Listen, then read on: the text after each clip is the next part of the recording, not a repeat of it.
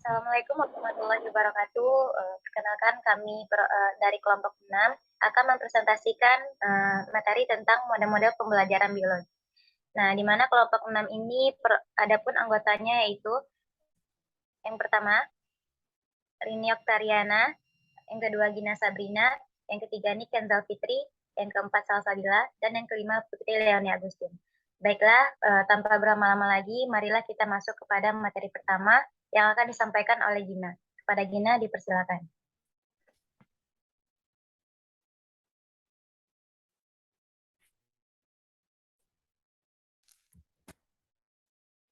Baiklah, saya akan menjelaskan materi yang pertama, yaitu model pembelajaran dengan pendekatan contextual teaching and learning. Contextual teaching and learning adalah suatu strategi pembelajaran yang menekankan pada proses keterlibatan siswa secara penuh untuk menemukan materi yang dipelajari dan menghubungkan dengan situasi kehidupan nyata. Karakteristik pembelajaran dengan pendekatan contextual teaching and learning adalah melaksanakan komunikasi yang komunikatif, melakukan aktivitas-aktivitas yang signifikan, belajar dengan pengaturan sendiri, bekerja sama, berpikir kritis dan kreatif, mengasuh atau memelihara pribadi siswa, mencapai standar yang tinggi, dan dengan penilaian autentik. Selanjutnya yaitu komponen pembelajaran dengan pendekatan contextual teaching and learning. Yang pertama yaitu konstruktivisme. Konstruktivisme yaitu mengembangkan pikiran siswa untuk belajar lebih baik dengan cara bekerja sendiri, mengkonstruksi sendiri pengetahuan dan keterampilan barunya. Yang kedua, menemukan atau inquiry. Inquiry merupakan proses pembelajaran yang berdasarkan pada proses pencarian penemuan melalui proses berpikir secara sistematis, proses pemindahan dari pengamatan menjadi pemahaman, siswa belajar dengan keterampilan berpikir kritis. Yang ketiga yaitu bertanya. Question adalah mengembangkan sifat ingin tahu siswa dengan dialog interaktif oleh keseluruhan unsur yang terlibat dalam komunitas belajar. Dengan demikian, pembelajaran lebih hidup, mendorong proses dan hasil pembelajaran lebih luas dan mendalam. Yang keempat yaitu masyarakat belajar. Learning community adalah pembelajaran yang didapat dari berkolaborasi dengan orang lain. Yang kelima yaitu pemodelan. Dalam pembelajaran, perlu ada model yang dapat dicontoh oleh siswa. Terkait hal ini, model bisa berupa cara mengoperasikan, cara melempar atau menendang bola dalam olahraga, cara melafalkan dalam bahasa asing, atau guru memberi contoh cara mengerjakan sesuatu. Yang keenam, refleksi. Refleksi merupakan suatu upaya untuk melihat, mengorganisir, menganalisis, mengklarifikasi, dan mengevaluasi hal-hal yang telah dipelajari. Yang ketujuh, penilaian otentik. Untuk mengukur hasil pembelajaran selain dengan tes, harus diukur juga dengan penilaian otentik yang dapat memberikan informasi yang benar dan akurat tentang apa yang benar-benar diketahui dan bisa dilakukan siswa atau tentang kualitas program pendidikan.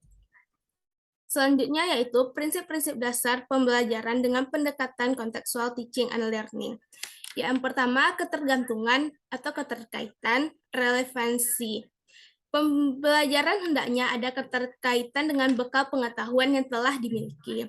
Yang kedua yaitu pengalaman langsung. Proses pembelajaran ini berlangsung cepat bila siswa mendapat kesempatan untuk memanipulasi peralatan, memanfaatkan sumber belajar, dan melakukan bentuk-bentuk kegiatan penelitian secara aktif.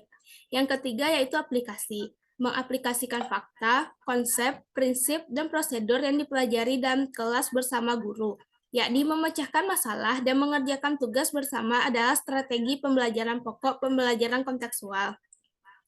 Yang keempat yaitu transferring, adalah menekankan pada kemampuan siswa untuk mentransfer situasi dan konteks yang lain adalah pembelajaran tingkat tinggi lebih dari sekedar hafal. Yang kelima yaitu kooperatif, yakni kerjasama dalam konteks saling tukar pikiran, tanya jawab, komunikasi interaktif antar sesama siswa. Selanjutnya yaitu langkah-langkah pembelajaran dengan pendekatan contextual teaching and learning. Yang pertama, pengembangan pikiran bahwa siswa bisa belajar lebih berkualitas dengan cara bekerja sendiri, menemukan sendiri, dan mengkonstruksi sendiri pengetahuan dan keterampilan barunya. Yang kedua, melaksanakan sejauh mungkin kegiatan inquiry untuk semua topik. Yang ketiga, mengembangkan sifat ingin tahu siswa dengan bertanya. Yang keempat, menciptakan masyarakat belajar. Yang kelima, menghadirkan model sebagai contoh belajar. Yang keenam, melakukan refleksi di akhir pertemuan. Dan yang ketujuh, melakukan penilaian yang sebenarnya dengan berbagai cara. Sekian presentasi dari saya kembalikan kepada moderator.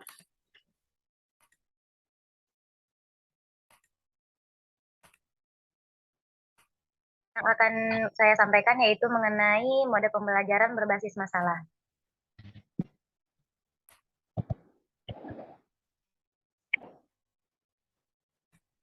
Mode pembelajaran pemecahan masalah yaitu pengertiannya. Metode pemecahan masalah atau problem solving adalah sebuah metode pembelajarannya yang berupaya membahas permasalahan untuk mencari pemecahan atau jawabannya. Sebagaimana metode mengajar, metode pemecahan masalah sangat baik di perbinaan sikap ilmiah pada para siswa. Dengan metode ini, siswa belajar memecahkan sesuatu masalah menurut prosedur kerja metode ilmiah. Ciri-ciri metode pemecahan masalah atau problem solving yaitu yang pertama, metode pemecahan masalah atau problem solving merupakan rangkaian pembelajaran.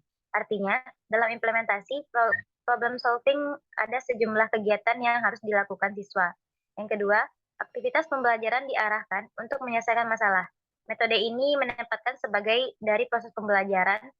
Dan yang ketiga, pemecahan masalah dilakukan dengan menggunakan pendekatan berpikir secara ilmiah. Yang keempat, berhubungan dengan kepentingan orang banyak.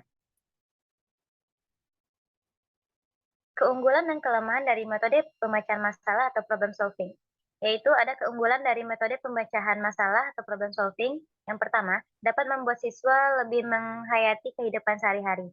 Yang kedua, dapat mengembangkan kemampuan berpikir siswa secara kreatif. Yang ketiga, dapat melatih dan membiasakan para siswa untuk menghadapi dan memecahkan masalah secara terampil. Yang keempat, siswa sudah mulai dilatih untuk memecahkan masalahnya. Yang kelima, jika dilaksanakan secara kelompok, dapat mengembangkan kemampuan sosial siswa. Dan yang terakhir adalah mempelajari bahan pelajaran yang aktual dengan kebutuhan dan perkembangan masyarakat. Adapun kelemahan dari metode pemecahan masalah atau problem solving, yaitu yang pertama, cukup memerlukan banyak waktu. Yang kedua, melibatkan lebih banyak orang. Yang ketiga, dapat mengubah kebiasaan belajar siswa dengan mendengarkan dan menerima informasi dari guru. Yang keempat, dapat diterapkan secara langsung, yaitu untuk memecahkan masalah. Dan yang kelima, bahan pelajaran tidak bersifat logis dan sistematis.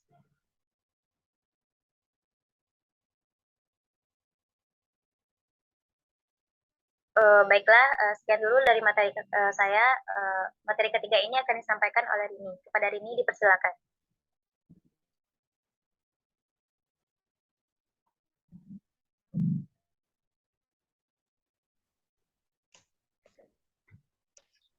Baiklah, di sini saya akan mempresentasikan materi mengenai model pembelajaran berbasis masalah atau problem-based learning.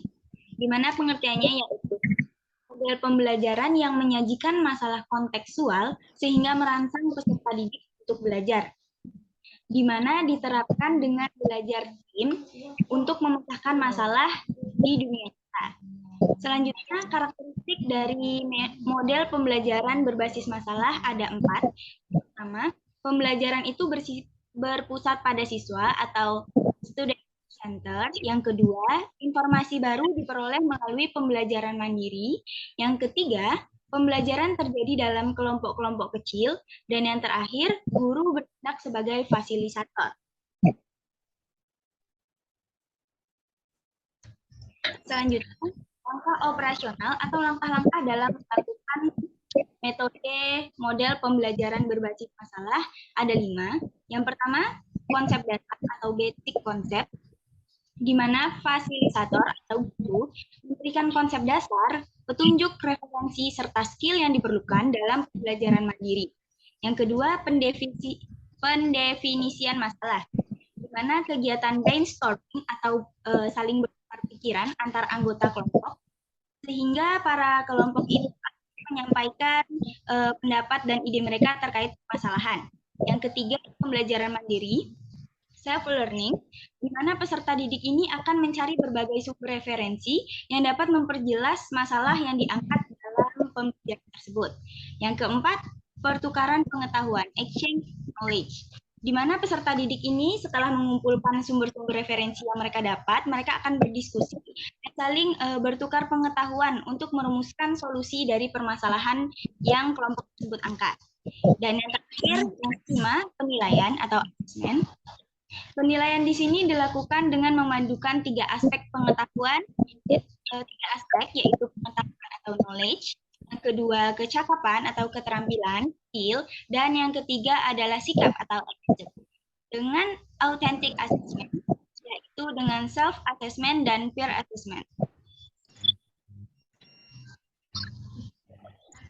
Selanjutnya terkait kelebihan dan kekurangan dari model pembelajaran berbasis masalah atau problem-based learning ini adalah yang pertama kelebihan, di mana pembelajaran ini akan lebih bermakna. Kenapa? Karena peserta ini dalam memecahkan masalah akan menerapkan pengetahuan yang ia miliki, dan jika ia belum memiliki pengetahuan terkait masalah tersebut, maka ia akan berusaha untuk memiliki pengetahuan yang diperlukan. Yang kedua, ini peserta didik dapat berpikir secara kritis untuk menyelesaikan masalah yang diangkat. Yang ketiga, peserta didik dapat menerapkan pengetahuan serta keterampilan dalam konteks yang relevan. Di samping kelebihan yang dimiliki oleh model pembelajaran berbasis masalah, tentunya ada kekurangan dari model pembelajaran ini. Di antaranya yang pertama yaitu memakan waktu yang lama untuk penyediaan, perbincangan, serta perbandingan jawaban terkait masalah yang diangkat. Dan yang kedua, tidak semua guru itu dapat menjadi penasehat atau fasilitator yang baik dalam proses pembelajaran berbasis masalah. Sekian dari saya berikan ke moderator. Baiklah, terima kasih kepada Rini. Selanjutnya materi keempat yang akan disampaikan oleh Niken. Kepada Niken dipersilakan.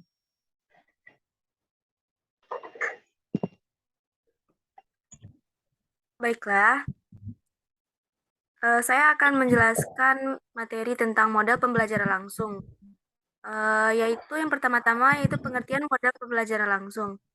Model pembelajaran di mana guru mentransformasikan informasi atau keterampilan secara langsung kepada siswa dan pembelajaran berorientasi pada tujuan dan distrukturkan oleh guru. Arens 1997 menyatakan model pengajaran langsung secara khusus dirancang untuk mempromosikan belajar siswa dengan pengetahuan prosedural dan pengetahuan deklaratif yang terstruktur dengan baik dan dapat diajarkan secara langkah demi langkah. Pengajaran langsung adalah model berpusat pada guru yang memiliki 5 langkah. Yang pertama, menetapkan tujuan, penjelasan dan demonstrasi, panduan praktek, umpan balik, dan perluasan praktek. Kemudian ada tujuan dan ciri model pembelajaran langsung. Yang pertama yaitu tujuan, mengefisienkan materi ajar. Yang kedua, mengembangkan pengetahuan deklaratif. Yang ketiga, mengembangkan pengetahuan prosedural. Yang kedua yaitu ada ciri-cirinya. Yang pertama, adanya tujuan pembelajaran dan pengaruh model pada siswa termasuk prosedur hasil belajar. Yang kedua, sintaks atau pola keseluruhan dan alur kegiatan pembelajaran. Yang ketiga, sistem pengolahan dan lingkungan belajar yang diperlukan agar kegiatan pembelajaran tertentu dapat berlangsung dengan berhasil. Kemudian ada lingkungan pembelajaran langsung. Yang pertama-tama yaitu ada guru dalam proses pembelajaran harus tahu apa yang hendak diberikan kepada siswa. Yang kedua, siswa hanya menerima pengetahuan guru dan lingkungannya saja tanpa mengembangkan sendiri. Ketiga yaitu guru dan lingkungan sebagai sumber ilmu. Yang keempat yaitu dalam proses pembelajaran tujuan yang akan dicapai harus dirumuskan dengan jelas, masih dalam jangkauan kemampuan siswa. Hanya itu yang dapat saya sampaikan. Saya kembalikan kepada moderator. Baiklah, terima kasih kepada Niken. Selanjutnya materi kelima yang akan disampaikan oleh Putri. Kepada Putri dipersilakan.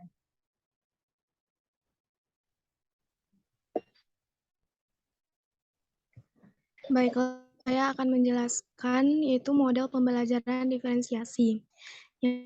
Yang pertama yaitu pengertian. Pembelajaran diferensiasi yaitu serangkaian keputusan yang dibuat oleh guru yang masuk akal dan berorientasi kepada kebutuhan siswa. Keputusan tersebut berhubungan dengan hal berikut ini. Yang pertama, kurikulum yang mempunyai tujuan pembelajaran yang bisa didefinisikan dengan jelas. Yang kedua, bagaimana cara guru memberikan respon atau tanggapan terhadap kebutuhan belajar siswa. Yang ketiga, yaitu bagaimana menciptakan lingkungan belajar yang bisa mengundang siswa untuk belajar dan bekerja keras dalam mencapai tujuan belajar yang lebih tinggi. Yang keempat, yaitu manajemen kelas dengan efektif. Yang kelima, yaitu penilaian berkelanjutan.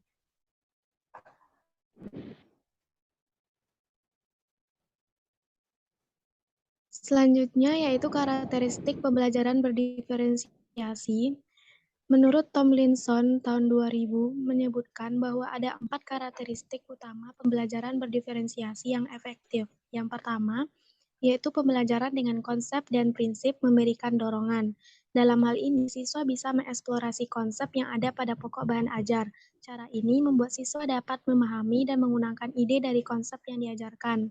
Yang kedua, yaitu penilaian berkelanjutan. Evaluasi kesiapan dan perkembangan belajar siswa akan diakomodasi ke dalam kurikulum. Hal ini berarti tidak semua siswa membutuhkan satu kegiatan atau bagian tertentu dari proses pembelajaran secara sama. Yang ketiga yaitu menggunakan pengelompokan secara konsisten dan fleksibel. Siswa yang memiliki bakat biasanya belajar dengan berbagai pola, seperti belajar sendiri, berpasangan, atau berkelompok. Yang keempat, siswa aktif bereksplorasi dengan bimbingan dan arahan dari guru. Bila terdapat siswa yang demikian, maka guru bertugas untuk membimbing eksplorasi tersebut. Guru memiliki peran sebagai pembimbing dan fasilitator, bukan sebagai dispenser informasi.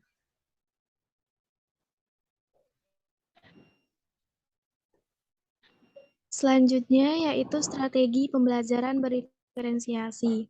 Dalam mendiferensiasikan pengajaran, guru dapat memodifikasi 5 unsur kegiatan mengajar, yaitu memberi pelajaran, proses, produk, lingkungan, dan evaluasi. Menurut Howard tahun 1999 di Weinberg, yang pertama yaitu materi pelajaran. Dalam proses pembelajaran, guru memiliki tanggung jawab untuk memastikan semua siswa mempelajari materi pelajaran dalam kurikulum yang siswa kuasai. Yang kedua yaitu proses. Banyak sekali kegiatan yang bisa guru lakukan untuk memodifikasi proses pembelajaran dan pengajaran.